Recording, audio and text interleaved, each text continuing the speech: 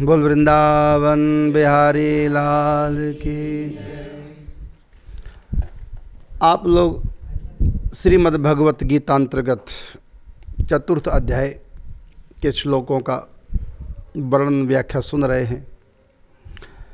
भगवान ने चौथे अध्याय में कहा था अर्जुन को कि जन्म कर्म च में दिव्यम, मेरे जन्म और कर्म दिव्य है। तो ऐसा नहीं कि भगवान के ही कर्म दिव्य हैं। भगवान कहते हैं जो ज्ञानी जन हैं, जो भक्त जन हैं, उनके भी कर्म दिव्य होते हैं। कैसे दिव्य कर्म है उसी की व्याख्या भगवान कर रहे हैं, जो कई दिन से आप श्रवण कर रहे हैं। इसी संदर्भ में भगवान कहते हैं अर्जुन से कि अर्जुन, ये कर्मों की दिव्यता क्या है? क्योंकि जन्म कर्म च में दिव्यम यो व्यक्ति तत्वतः त्यक्त्वा देह पुनर्जन्म नैति मामेति सो अर्जुना। जिसने मेरे दिव्य कर्मों को जान लिया वो स्वयं भी दिव्य कर्म करेगा, उसके भी कर्म दिव्य हो जाएंगे। जन्म तो दिव्य नहीं हो पाएगा, जन्म तो साधारण व्यक्ति का कर्म परवश ही होता है, लेकिन व्यक्ति अपने कर्म को अवश्य दिव्य बना लेता है। जन्म तो चाहे चंडाल घर में भी क्यों ना हुआ हो, यदि उसके कर्म दिव्य हो जाते हैं तो चंडाल भी परम पदवी को, भगवत पदवी को प्राप्त कर लेता है। तो कर्म भगवान कहते हैं मेरे नहीं, अपने कर्मों को तो कोई भी दिव्य कर सकता है। तो उसी के लिए युक्ति बता रहे हैं। भगवान कहते हैं यस्य सर्वे समारंभा काम संकल्प वर्जितः ज्ञानाग्नि दग्ध कर्माणम तमाहु पंडितम बुधः। हे अर्जुन, कामना और संकल्प से वर्जित, बिना कामना के, बिना निज संकल्प के जो कर्म होते हैं वो सारे कर्म ही दिव्य होते हैं। कहा कि बिना कामना के, बिना संकल्प के कर्म कैसे? क्योंकि पहले संकल्प उठता है कर्म करने से पहले मन में संकल्प उठता है, फिर वो क्रिया में आता है संकल्प। जब क्रिया में संकल्प आता है तो उसको कर्म कहते हैं। और फिर कर्म किसी न किसी कामना से होता है, परलोक की कामना, दुख भगाने की कामना, सुख बुलाने की कामना, सुखी होने की कामना, दुख को टालने की कामना, धन की कामना से व्यक्ति व्यापार करता है, भूख मिटाने की कामना से व्यक्ति भोजन करता है, प्यास मिटाने की कामना से व्यक्ति पानी पीता है। तो जितने भी कर्म होते हैं तो कर्मों का जो उद्गम स्थल है वो तो संकल्प ही है। और भगवान कहते हैं कि काम संकल्प वर्जितः, जो कर्म होते हैं ज्ञानी के, योगी के, भक्त के, वो संकल्प और कामना से वर्जित होते हैं, इसलिए उनके कर्म दिव्य हैं। कहा कि कामनाओं से, संकल्प से वर्जित कर्म कैसे होते हैं? तो बताया भक्त जो होता है उसके मन में किसी भी कर्म करने की संकल्प मन में उठता ही नहीं। मैं कुछ करूं उनकी कोई इच्छा है ही नहीं। भगत के मन में, ज्ञानी के मन में कामना और संकल्प उठता ही नहीं। फिर कर्म कैसे हो जाती है उनसे?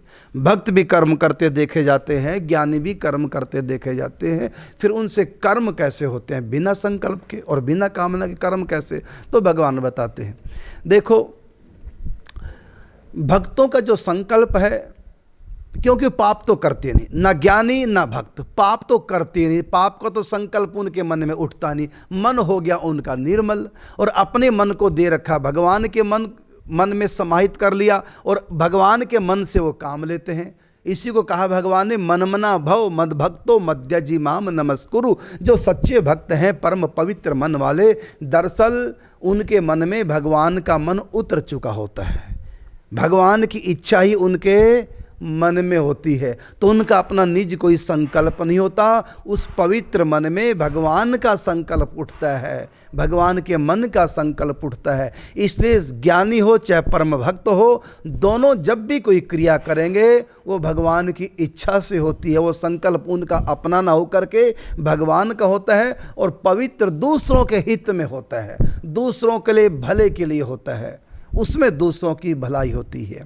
या सामने वाले का प्रारब्ध उनके मन में इच्छा पैदा कर देता है, कामना या संकल्प पैदा करता है, उनका अपना कोई संकल्प नहीं होता। प्रारब्ध सामने वाले का, जैसे किसी सांड ने किसी व्यक्ति को मार दिया, अब जान से मर गया व्यक्ति, या टांग टूट गई, कुछ भी हो गया, टूट फूट गया, हड्डी टूट गई।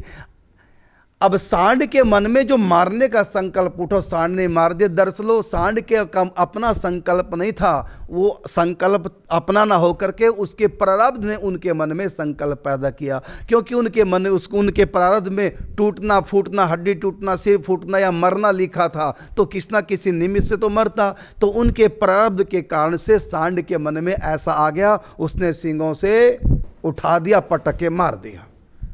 तो सांड के मन में जो संकल्प हुआ है, वो संकल्प सांड के अपने मन का ना होकर के सामने वाले का प्रारब्ध था।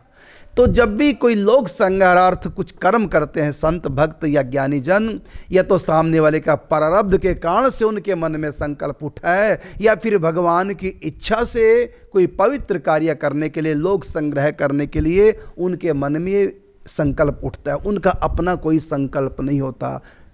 इसलिए कहा कि काम संकल्प विवर्जितः। तो ज्ञानियों में, भक्तों में किसी कामना को लेकर के कर्म संपादित नहीं होते, ना को उनके मन में कोई संकल्प उठता है।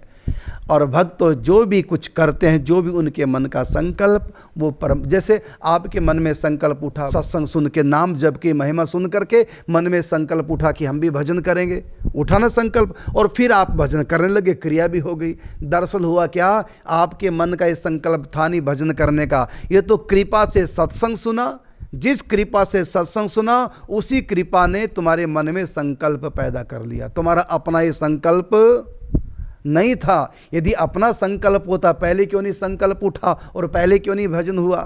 तो ये सत्संग सुनकर कृपा से सत्संग प्राप्त हुआ, उस सत्संग ने मन में संकल्प पैदा किया भजन करो, और फिर वो भजन क्रिया में भी आ गया। तो ये जो कर्म हुआ आपका, अब ये कर्म नहीं रहा, ये भगवत कृपा से मन में पवित्र संकल्प उठा और भगवत कृपा से क्रियान्वित हो गया। अब ये कर्म नहीं, ये भक्ति है, ये प्रभु का प्रेम है, ये भक्ति है। इसकी गणना कर्म में नहीं आती, क्योंकि कर्म का फल तो स्वर्ग नरक सुख दुख आदि संसारिक मिलते हैं, लेकिन भजन का फल ना स्वर्ग है और न कोई संसारिक सुख। भजन का फल तो भगवान का प्रेम है, भगवान की भक्ति है, भगवान का वो दीदार है। तो वो प्रेम प्राप्त करके, भगवत प्राप्ति करके, वो जो उसने भक्ति की थी, भक्ति का फल अक्षय होता है, कर्म का फल कभी अक्षय नहीं।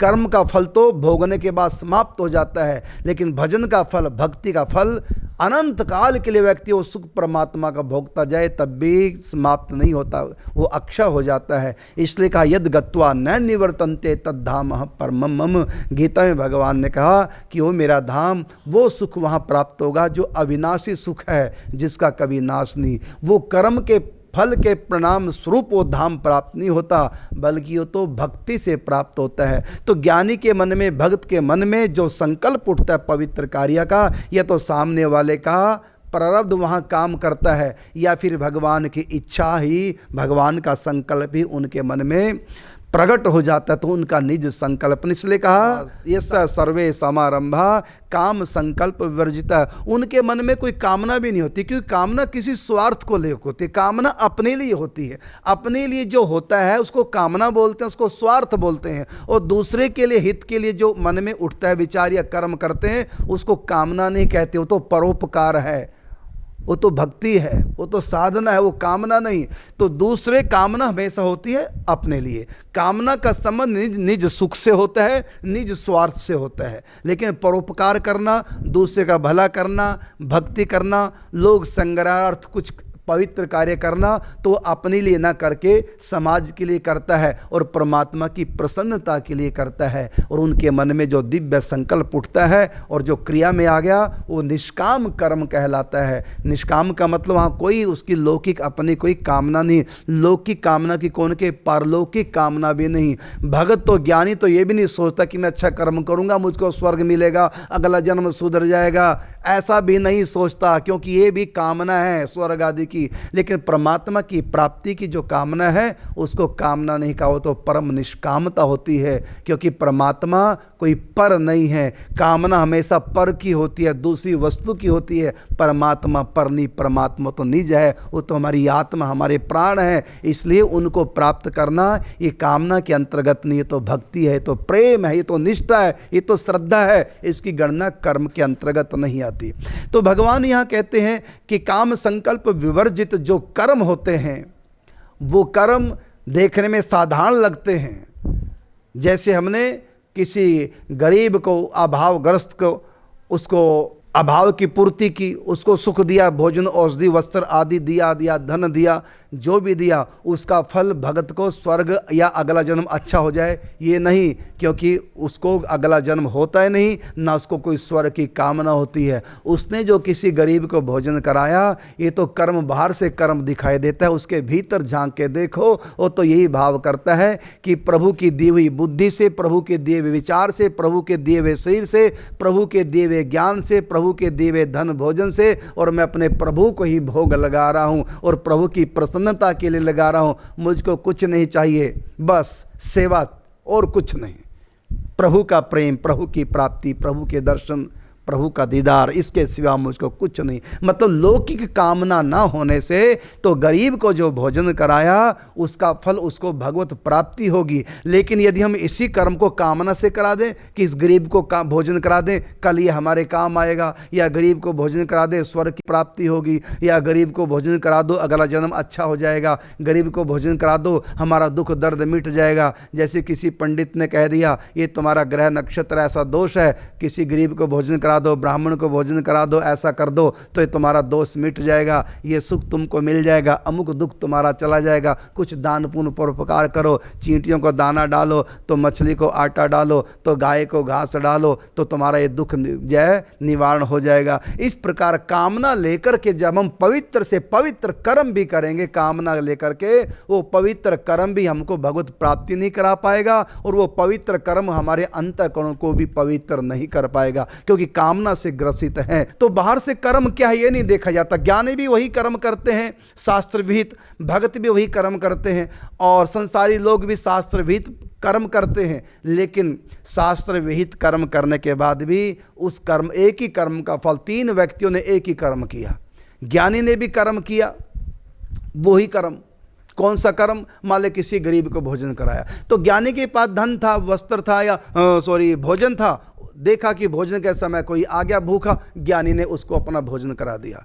ऐसी भगत भी भोजन करने बैठ गया, अचानक कोई गरीब भूखा आ गया, अपनी थाली उसको दे दी। जो ज्ञानी ने किया वही भगत ने किया। और एक संसारी व्यक्ति भोजन करने जो ही बैठा, अचानक कोई गरीब आ गया तो उसके मन में विचार आया कि चलो कोई आ गया भूखा, इसको खिला दें। तो तीनों ने एक ही कर्म किया है, अपनी थाली को उठाकर किसी अभावग्रस्त को, भूखे को खिला दी। तीनों का एक कर्म, लेकिन फल तीनों का अलग अलग होगा।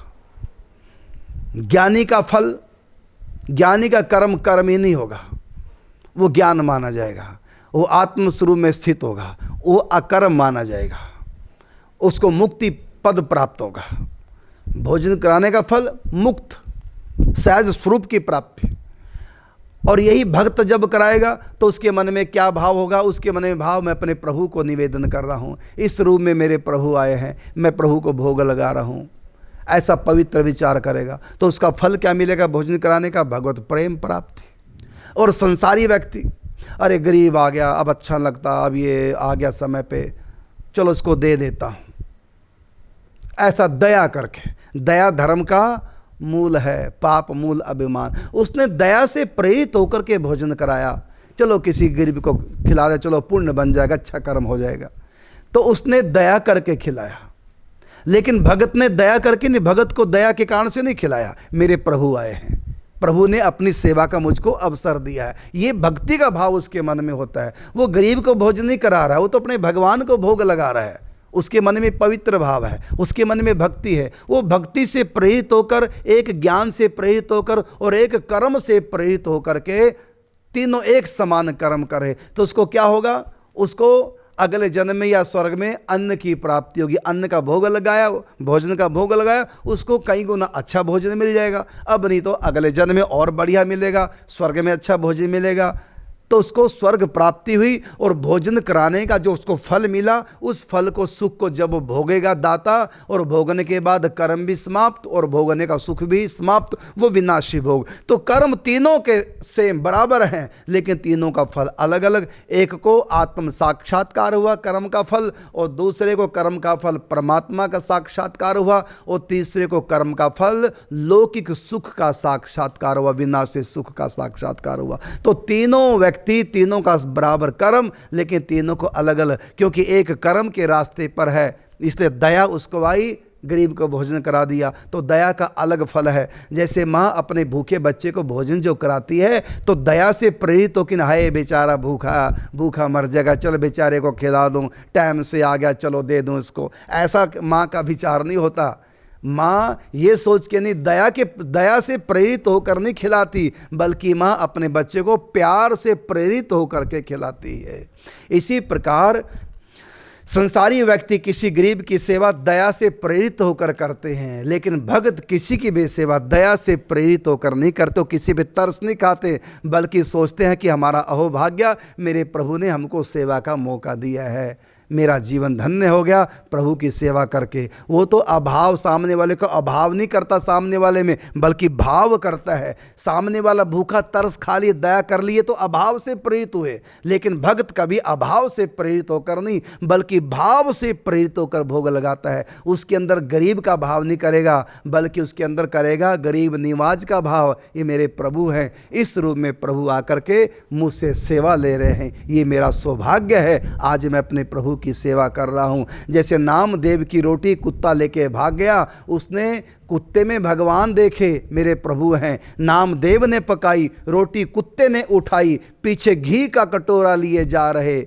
बोले रूखी तो ना खाओ, कुछ घी तो लेते जाओ, रूप अपना क्यों मुझसे छुपा रहे, तेरा मेरा एक नूर, फिर काहे को हजूर, तूने शक्ल बनाई है स्वान की, और मुझे ओढ़नी उड़ा दी इंसान की। अब वो कुत्ते के पीछे घी का कटोरा ले जा रहे हैं, और कुत्ते से साक्षात भगवान प्रकट हो गए। तो कुत्ते को रोटी खिलाने से उसके सामने भगवान आ गए, और तुम लोग भी कुत्तों को रोटी खिलाते हो, तो तुम्हारे सामने भगवान क्यों नहीं आते? क्योंकि तुम कर्म से प्रेरित होकर कुत्ते को रोटी खिलाते हो, और नामदेव ने कर्म से प्रेरित होकर दी, भक्ति से मेरे प्रभु हैं।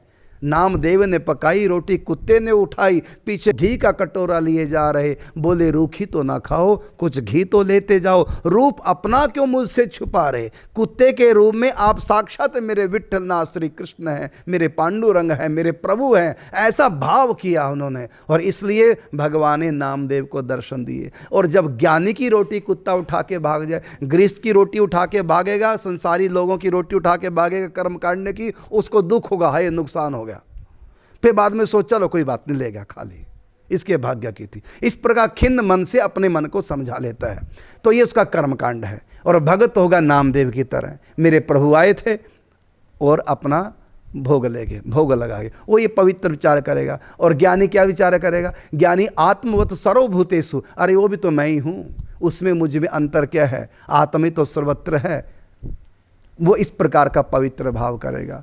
तो कर्म एक ही जैसा। तो यहाँ भगवान ने, इस अध्याय का नाम है ज्ञान कर्म संन्यास योग, और तीसरा अध्याय था कर्म योग, और ये है ज्ञान कर्म संन्यास योग। तो यहाँ कर्म में ज्ञान बीच में आ गया, विवेक आ गया, तो विवेक से व्यक्ति अपने कर्म को भक्ति बना सकता है, विवेक से व्यक्ति अपने कर्म को कर्म बना सकता है, विवेक से उसी कर्म को वो ज्ञान की चरम अवस्था में कर्म करता भी पहुँच जाएगा, कर्म वही है। तो यहाँ भगवान बता रहे हैं एक पहचान है कि जो बिना संकल्प के और बिना कामना के जो कर्म होता है वो दिव्य कर्म होता है।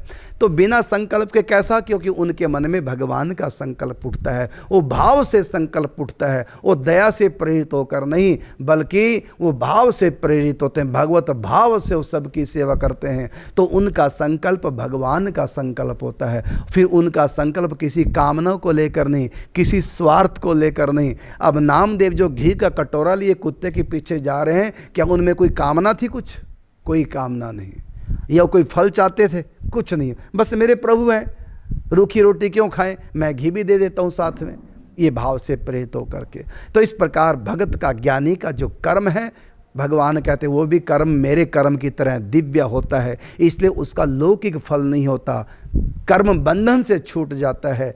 ऐसा ज्ञान से, भक्ति से, विवेक से प्रेरित होकर के, भाव से प्रेरित होकर के हम शुभ संकल्प करें, अच्छे कर्म करें, कामना रहित होकर के, भगवत भाव को लेकर कामना करें, स्वार्थ को लेकर नहीं, परमार्थ को लेकर के, तभी कर्मों में दिव्यता आती है। इसलिए भगवान ने कहा जन्म कर्म च मेवम दिव्यम यो वेत्ति तत्वतः, जो मेरे कर्म को तत्व से जान लेता है। इसलिए भगवान जितने भी कर्म करते हैं, चाहे वो सखियों से रास कर रहे हैं, चाहे सखियों का माखन खा रहे हैं, तो भगवान में संकल्प अपना नहीं उठता, बल्कि भक्तों का भाव ही भगवान के मन में प्रतिबिंबित होता है। भगवान कहते मैं कुछ नहीं करता, भक्त चाहते मेरे घर में चोरी करो, तो चाहना भक्तों की है, कामना भक्तों की है और संकल्प भक्तों का। मैं तो भक्तों का संकल्प पूरा करता हूं। मेरे मन में माखन खाने की इसलिए इच्छा होती है क्योंकि गोपियों के मन में है संकल्प कि हम ठाकुर जी को भोग लगाएं, ठाकुर जी हमारे यहाँ आकर खाएं। इसलिए मेरे मन में भक्तों का प्रेम संकल्प उठता है और प्रेम संकल्प मैं पूरा करता हूं। मेरी जो क्रिया है वो साधारण मनुष्य की तरह क्रिया नहीं है, बल्कि भक्तों के प्रेम परवश होकर के मुझसे जो खेल चलते हैं वो लीला, उसमें मेरी कोई सांसारिक कामना नहीं होती। मैं कोई माखन का स्वाद का भूखा नहीं, दुर्योधन के 56 भोग त्याग दिए नहीं, वहाँ भगवान ने कामना की खाने की, क्योंकि भगवान के अंदर कामना होती नहीं। हाँ, विद्रोहानी का प्रेम उनके मन में खाने का संकल्प बन के प्रकट हुआ, इच्छा बन के, और ठाकुर जी पहुँच गए और विद्रोहानी के यहाँ छिलके खा गए, और उसी रात ठाकुर जी रुके तो विदुर के हाथ का भगवान ने साग खाया। तो इस प्रकार भगवान के मन में जो संकल्प उठता है, भगवान कहते हैं मेरे मन में नहीं उठता, मेरा नहीं वो संकल्प है, वो भक्तों के प्रेम का संकल्प मेरे मन में उठता है। जैसे दर्पण को भीतर से कोई सजाता नहीं, लेकिन जब सजा हुआ व्यक्ति उसके सामने चला जाता है तो भीतर से वो सजा हुआ व्यक्ति प्रकट हो जाता है, दर्पण के भीतर ही दिखाई देने लग जाता है। तो दर्पण का अपना कोई संकल्प नहीं, दर्पण का अपना कोई रूप रंग नहीं होता, वो तो बेरंग होता है, बेरूप होता है। बस उसके सामने जैसा व्यक्ति जाएगा वो वैसी अपने अंदर से वो रूप प्रकट कर देगा। इसी प्रकार परमात्मा कहते हैं मेरे भीतर भी कोई संकल्प नहीं उठता और मेरे भीतर भी कोई संसार की कामना नहीं उठती, बस भक्तों का प्यार, उनका ही संकल्प उठता है, वही मुझसे प्रेम के खेल कराते हैं। और यही हाल भक्तों का, भक्त भी कहते हैं हमारे मन में भी कोई संकल्प नहीं, बस जो मेरे प्रभु की इच्छा वही हमारी इच्छा, अलग कोई इच्छा नहीं। तो भगत कहते हैं चाह तुम्हारी ही हो प्यारे, नित्य निरंतर मेरी चाह, इससे अलग कभी मेरे मन में उठे ना कोई चाह, उठे कदाचित तो मालिक तुम मत पूरी करना वह चाह, बस अपने मन की ही करना, मत करना मेरी कुछ परवाह, क्योंकि करते और करोगे जो कुछ प्रभु तुम मेरे लिए विधान, पूर्ण रूप से निश्चय ही उसमें होगा मेरा कल्याण। तो भगवान कभी अपने मन की नहीं करते, वो भक्त के मन की करते हैं, और भक्त भी कभी अपने मन की नहीं करते, वो भगवान के मन की करते हैं। तो दोनों के मन में अपना निजी स्वार्थ नहीं, निजी संकल्प नहीं, और प्रेम में तो हमेशा दूसरे का मन ही व्यक्ति के मन में काम करता है, दूसरे का प्रेम उनके हृदय में प्रकट होता है, संकल्प उठता है। तो एक दूसरे के लिए करते हैं, अपने लिए न तो भगवान कुछ करते हैं और अपने लिए ना भगत कुछ करते हैं। उनके मन में जो भी कामना संकल्प है वो भगवान को लेकर है, निज को लेकर नहीं। तो व्यक्ति जैसे साधक, प्रेमी, संत, भक्त, वो स्वार्थ से, कामना से ऊंचे उठ जाता है, और उसको निजी स्वार्थ ना होने से तो उसके अंदर कोई अपने लिए संकल्प भी नहीं उठता। इसलिए भगवान यहाँ गीता में कहते हैं कि जो प्रेमी भक्त ज्ञानी होते हैं तो काम संकल्प विवर्जिता, उनके कर्म संकल्प और कामना से शून्य होते हैं, क्योंकि उनके अंदर इतना ज्ञान है। कहा ज्ञान अग्नि दग्ध कर्माणम, भगवान कहते हैं उनके अंदर विवेक का ज्ञान है, उससे उनका कर्म दग्ध हो जाता है, अर्थात निष्काम कर्म हो जाता है, संसारिक फल न दे करके आत्म कल्याण, आत्मरति, भगवत प्रेम उनके हृदय में आ जाता है, क्योंकि उनका कर्म दिव्य होता है। इसलिए उनको मुझ दिव्य की, दिव्य धाम की प्राप्ति होती है। यही है भगवान के कर्म का रहस्य, जो इसको जान लेता है। भगवान कहते हैं जन्म कर्म च मेवम दिव्यम यो वेत्ति तत्वतः, त्यक्त्वा देह पुनर्जन्म नैति मामेति सो अर्जुना। हे अर्जुन, जो मेरे कर्म के रहस्य को जान जाता है, फिर उसको पता चल जाता कि भगवान में कोई कामना नहीं, कोई संकल्प नहीं। वो तो दिव्य प्रेम के खेल अपने भक्तों के लिए, प्रेमियों के लिए, समाज के लिए, लोक संग्रह के लिए, दूसरों के लिए करते हैं, अपने लिए कुछ नहीं, क्योंकि भगवान पूर्ण काम, आप्त काम, उनको कुछ नहीं चाहिए। वो तो जो भी करे दूसरे के लिए कर रहे हैं, इसलिए भगवान का कर्म नहीं होता, भगवान की लीला होती है। इसी प्रकार भक्तों का और ज्ञानियों का भी कर्म नहीं होता, वो भी दिव्य है, वो उनको कर्म बंधन में नहीं बांध सकता, वो भी नित्य मुक्त हो जाते हैं। तो ये है कर्म का रहस्य, जो इसको जान लेता है उसका जन्म, उसका जीवन भी सब दिव्य हो जाता है। शेष कल। जय श्री राधे, जय श्री कृष्ण।